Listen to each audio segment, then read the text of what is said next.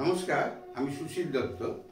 আজকে আমার যে টপিকস সেটা বোর্ডে লেখা আছে, আপনাদের বোর্ডের থেকে বলছি এবং এবং এই টপিকস অনুযায়ী আপনাদের এই পরীক্ষাটা করে দেখাবো। টপিকসটা হলো chlorine demand and residual chlorine. নমুনা জল পরিশোধনের জন্য জল কি পরিমাণ দাবি করে ক্লোরিন, কি পরিমাণ ক্লোরিন দাবি করে, আর অবশিষ্ট ক্লোরিন অর্থাৎ জল পরিশোধনের পর কি পরিমাণ ক্লোরিন অবশিষ্ট থাকে এর মাত্রা নির্ণয়। এবং নিয়ম অনুযায়ী এই অবশিষ্ট ক্লোরিনের মাত্রা 0.2 মিলিগ্রাম পার লিটার থেকে 0.3 millilitre per litre milligram per litre পর্যন্ত থাকে।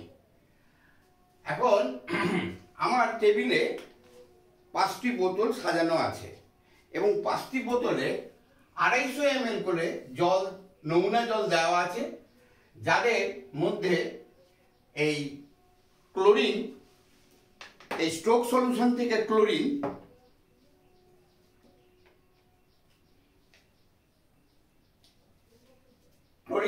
প্রথম বোতল মানে 1 নম্বর বোতলে 0.025 mg পার লিটার, দ্বিতীয় বোতলে 0.050 mg পার লিটার, তৃতীয় বোতলে 0.075 পার লিটার, চতুর্থ বোতলে 0.100 mg পার লিটার এবং পঞ্চম বোতলে 0.125 mg per litre stroke solution থেকে আমি এই পিপেটের মাধ্যমে দিয়ে রেখেছি।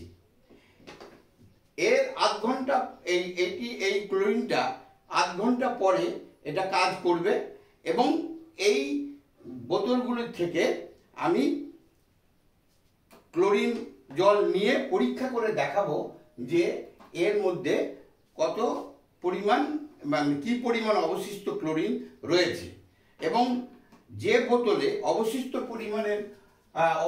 ক্লোরিনের পরিমাণ 0.2 মিলিগ্রাম পার লিটার থেকে 0.3 মিলিলিটার পার থাকে, সেই বোতলের জলই আমরা নমুনা জল পরিশোধনে ব্যবহার করব এবং সেই বোতলে যে পরিমাণ ক্লোরিন থাকবে সেই পরিমাণ ক্লোরিন দিয়ে আমরা জল পরিশোধন করব।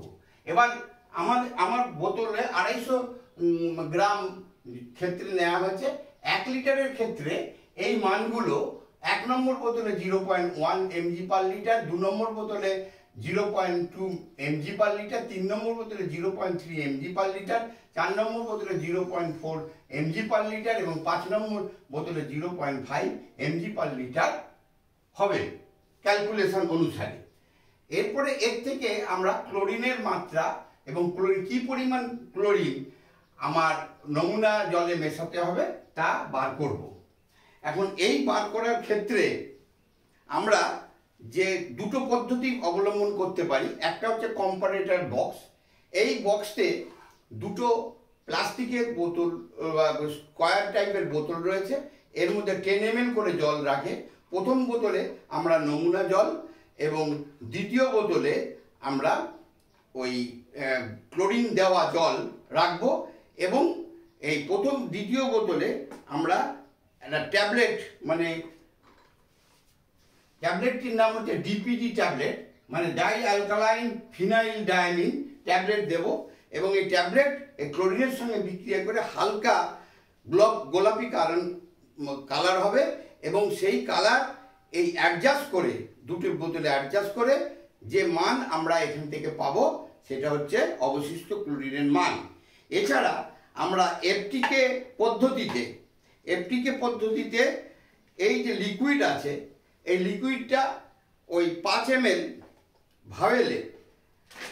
গ্লাস ভায়েলে নিয়ে তার মধ্যে 5 ফোঁটা দিলে তার রং তৈরি হবে এবং রংটা এই কার্ডের রঙের পাশে নাম্বার দেওয়া আছে, এই নাম্বার অনুসারে এটা দেখে বোঝা যাবে যে এর মধ্যে ক্লোরিনের পরিমাণ কত। আমি আধ ঘন্টা পরে আসছি, এসে পরীক্ষাটা আপনাদের দেখাবো।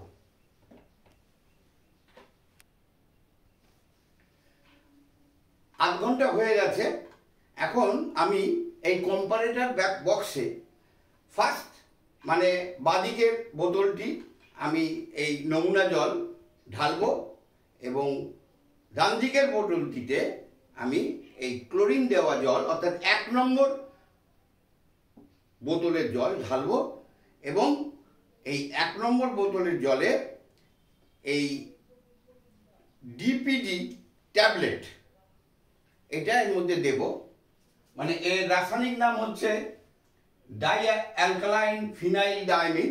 এই ট্যাবলেটটি এই জলে গুলে ক্লোরিনের সঙ্গে বিক্রিয়া করে হালকা পিঙ্ক কালার তৈরি করবে এবং কালারের ইন্টেন্সিটি অনুযায়ী আমার এই অ্যাডজাস্টেবল যে রাউন্ড ব্লক প্লাস্টিকের রয়েছে সেই প্লাস্টিকটা অ্যাডজাস্ট করে আমি এই ক্লোরিনের মাত্রা নির্ণয় করব যে এর মধ্যে, এবং সেই ক্লোরিনের মাত্রা অবশিষ্ট ক্লোরিনের পরিমাণ বোঝা যাবে।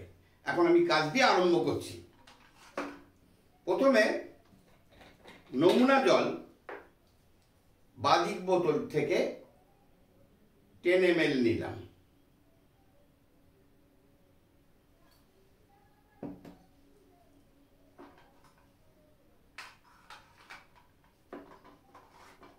এবার 1 নম্বর বোতল থেকে ক্লোরিন দেওয়া জল আমি 10 ml নিলাম।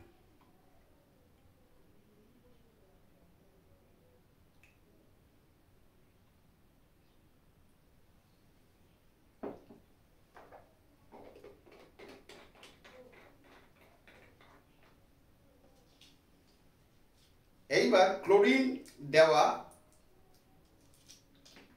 প্লাস্টিকের টিউবটিতে এই ডিপিটি ট্যাবলেটটি দিয়ে দিলাম এবং এটা গ্লাস রডের সাহায্যে গুলে দিলাম।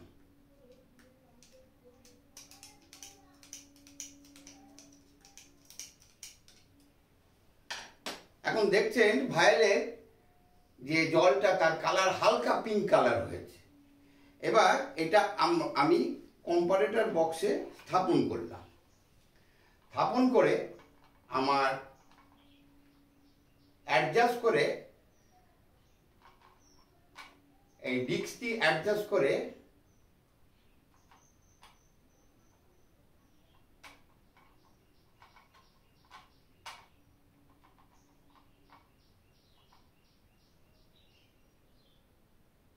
দেখলাম যে এর মান 0.2 থেকে একটু বেশি এবং 0.3 থেকে একটু কম হয়েছে। অর্থাৎ এই যে 1 নম্বর বোতলে যে পরিমাণ ক্লোরিন দিয়েছিলাম সেই পরিমাণ ক্লোরিন এই জলকে পরিশোধন করেছে এবং অবশিষ্ট কিছু পরিমাণ ক্লোরিন অর্থাৎ 0.2 mg পার লিটার থেকে কিছু পরিমাণ অর্থাৎ 0.3 মাঝামাঝি কিছু পরিমাণ এর মধ্যে ক্লোরিন রয়েছে। তাতে এর থেকে প্রমাণিত হলো যে এই পরিমাণ মানে 250 ml যদি 0.02 mg যদি আমি এই স্টোক সলিউশন মিশিয়ে থাকি তাহলে এইটা সম্পূর্ণরূপে বীজাণুমুক্ত হয়েছে। এইবার আমি আরেকটি ফিল্ড টেস্ট এর মাধ্যমে এই পরীক্ষাটি আবার করছি।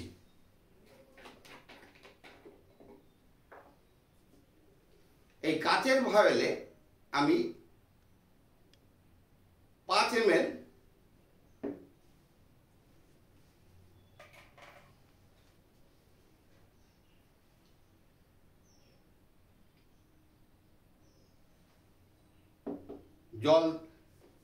ক্লোরিন জল দিলাম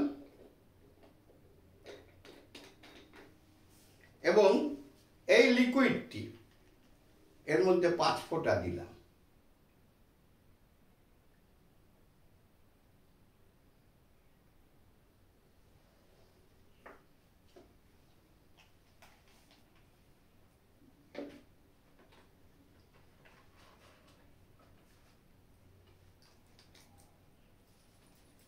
এবং এর কালার চার্ট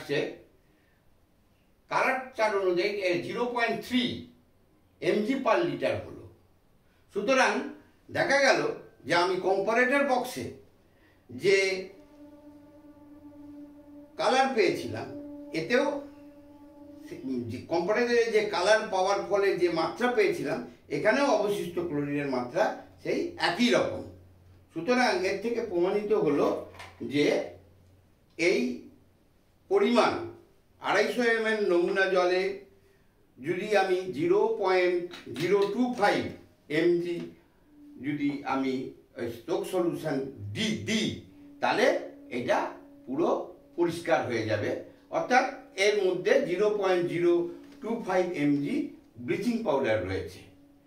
তাহলে হিসাব করে আমি 1 লিটার জলে 0.1 mg ক্লোরিন দিতে পারবো, ক্লোরিন পাউডার দিতে পারবো, যেটা 1 লিটার জলকে বীজাণুমুক্ত করবে এবং অবশিষ্ট ক্লোরিনের পরিমাণ 0.2 mg থেকে 0.3 মধ্যে থাকবে। এটাই হচ্ছে অবশিষ্ট ক্লোরিনের পরিমাণ নির্ণয়, এবং এই নমুনা জল যে পরিমাণ ক্লোরিন দাবি করে সেই পরিমাণ নির্ণয় করলাম। নেক্সট ভিডিও আমি আরো নতুন কোনো আইটেম বা টপিকস নিয়ে আসবো। আজকে এখানে শেষ করলাম। ধন্যবাদ।